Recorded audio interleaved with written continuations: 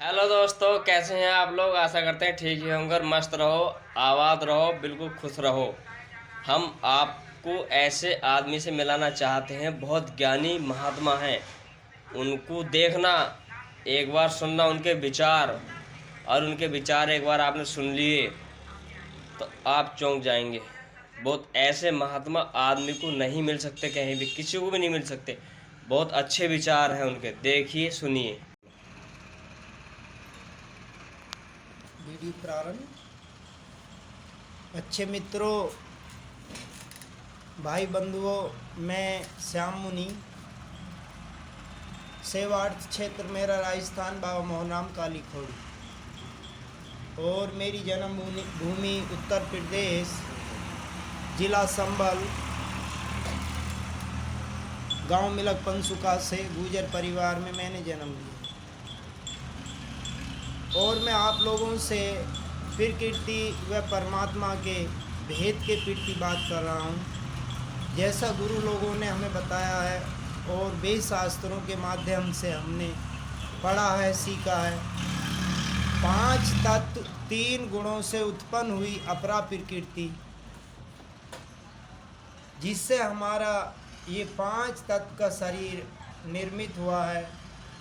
5 तत्व, आकाश तत्व की हमारे अंदर त्वचा है, आकाश में वायु उत्पन्न हुआ तो वायु तत्व का हमें प्राण है, और वायु से अग्नि उत्पन्न हुई तो अग्नि तत्व का हमारे अंदर मांस है, और अग्नि से उत्पन्न हुआ जल तो जल हमारी नाड़ियों में खून रूप में प्रवाह करता है, और पृथ्वी, जल से उत्पन्न हुई पृथ्वी तो पृथ्वी से हमारे शरीर की हड्डियां निर्मित हैं। और 3 गुण, रजोगुण, तमोगुण और सतोगुण, ब्रह्मा विष्णु महेश, ये सब एक दूसरे के पूरक हैं। जैसे जल के 3 रूप, ठोस, गैस, द्रव, पानी का एक ही रूप है, पर समांतर जब हम उसे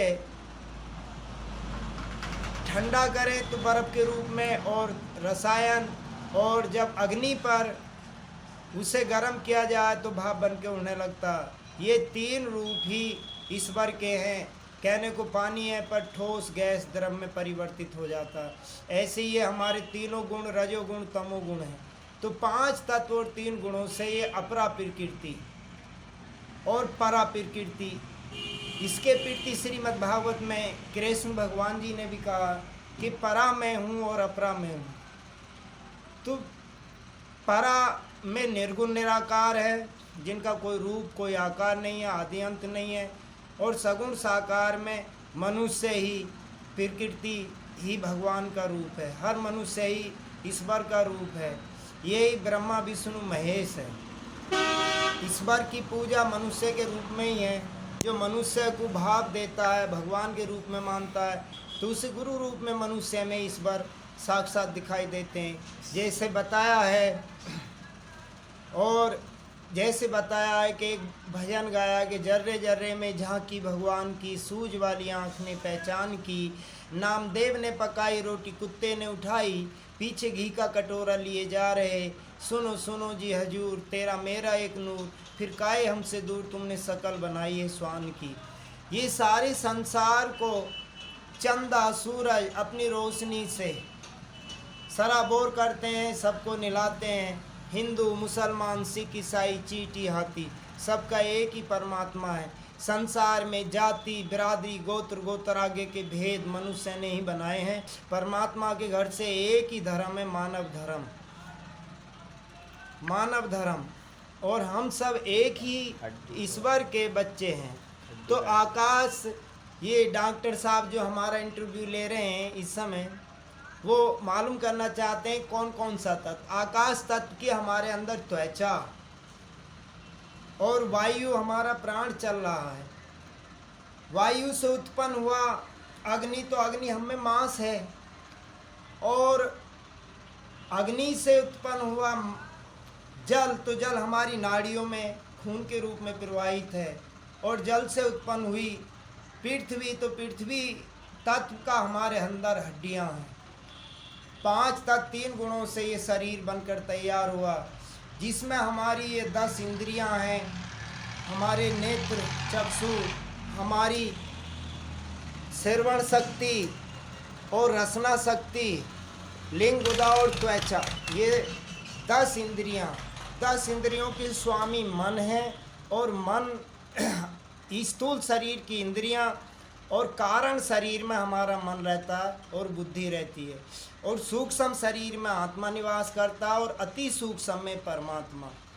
तो जिस हिसाब से हमारे परमात्मा ने सृष्टि का संचालन बना रखा, उसी तरीक़ा से इसका विखंडन है, जिसे हम प्रलय काल कहते हैं। अपने शरीर का प्रलय हो जाना, ना दिखना ही प्रलय काल है अपने लिए।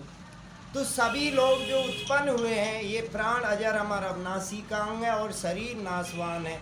बका क्या है, फना क्या है? ये शरीर फना है और जो बोल रहा है यही बका है। न खाता है, न पीता, न सोता, न जगता, नित्य निरंतर है। जब हम बाल अवस्था में थे तो यही प्राण था, जब युवा अवस्था धारण हुई किया तब भी यही प्राण, और वृद्ध अवस्था में भी जब भी यही प्राण है। तो अवस्था शरीर की बदली, ना कि प्राण की। प्राण तो वही नित्य निरंतर है।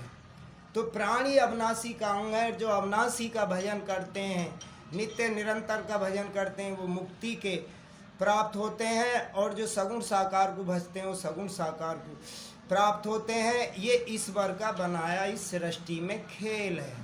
तो सभी की भाव से मिलिए, सभी की सेवा कीजिए। आज आप लोगों के सामने इतना ही है, आगे इससे भी आगे बढ़ के बताया जाएगा। धन्यवाद सभी भक्तों के लिए, सभी बच्चों के लिए। नमस्कार।